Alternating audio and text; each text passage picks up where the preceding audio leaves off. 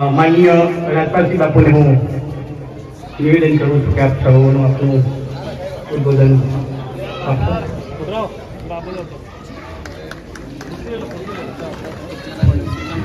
ભારત માતા કી.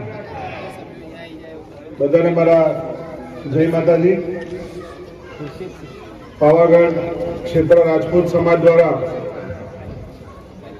તેજસ્વી વિદ્યાર્થીઓનું સન્માન સમારોહ માં ઉપસ્થિત એવા આપણા લોકલાડીલા કાલોલ વિધાનસભાના ધારાસભ્ય ફતેહસિંહજી ચૌહાણ સાહેબ, આપણા બારિયા નરેશ તુષાર બાબા સાહેબ અને પાવાગઢ પ્રાંત જેની શરૂઆત કરી છે તેવી હમણાં જેમને વાત કરી તેવા દિલીપસિંહજી,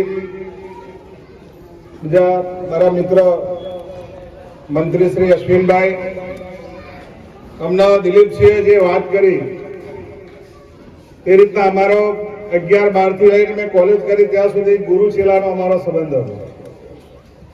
એમને જે વાત કરી છે ને આજે એમના દ્વારા મારું સન્માન થતું હોય એનાથી મોટી મારા માટે ગૌરવની બીજી કઈ વાત હોય આજે.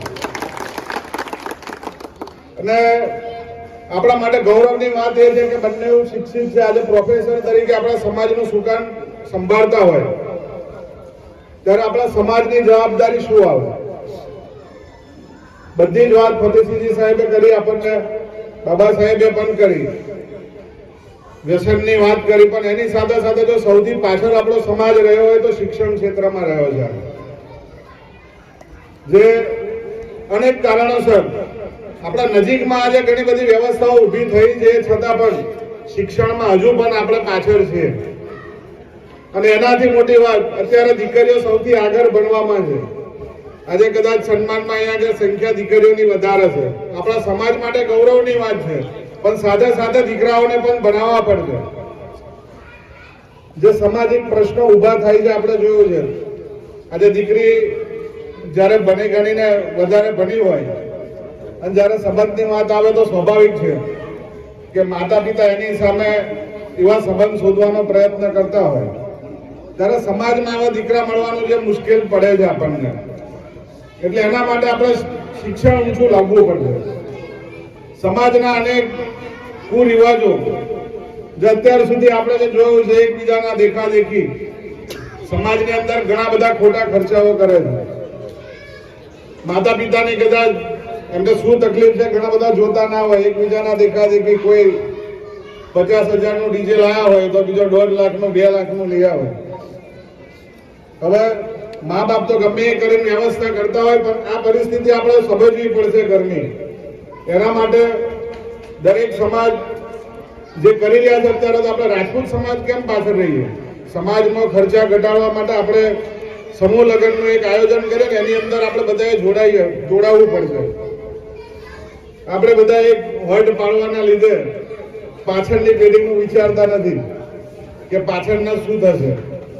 ત્યારે ઘણા બધા આવા કુરિવાજોના લીધે અત્યારે તો નવી નવી ફેશન, હમણાં બર્થડેની ઉજવણી અત્યાર સુધી આપણે કોઈ દિવસ આવું ઉજવ્યું નથી.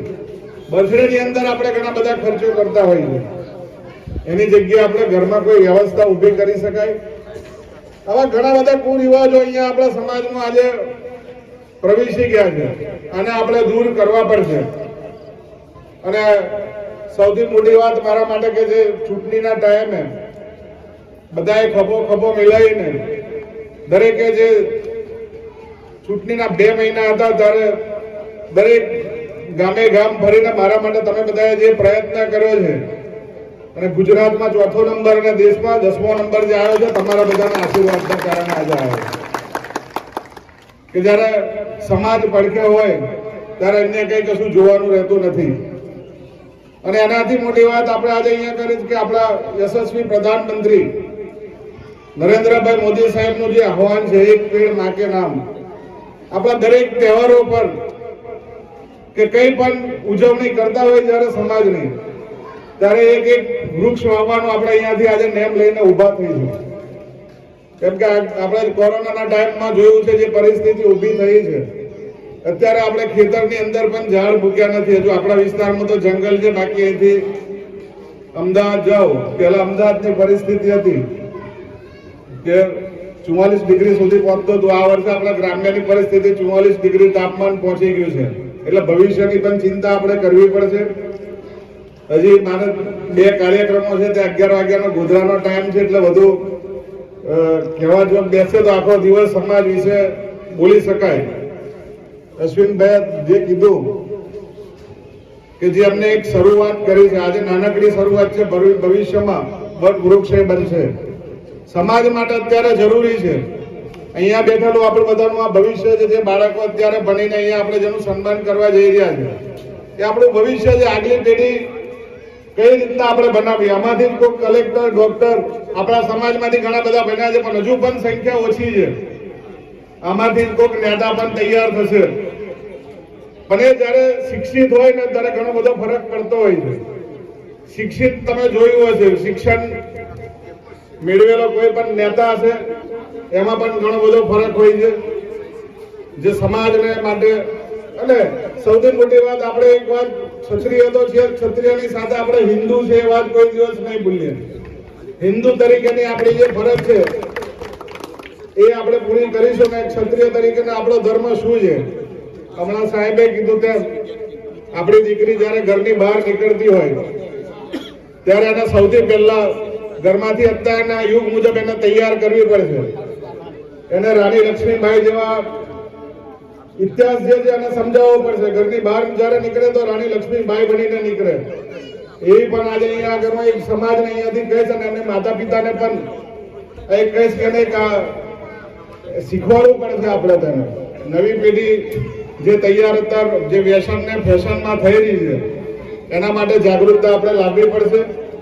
અને જે આજે તેજસ્વી વિદ્યાર્થીઓ અહીંયા આગળ પહેલો બીજો નંબર જે લાયા છે, તેના માટે વિદ્યાર્થીઓ અને એમના માતા પિતાને પણ હું અભિનંદન આપું છું.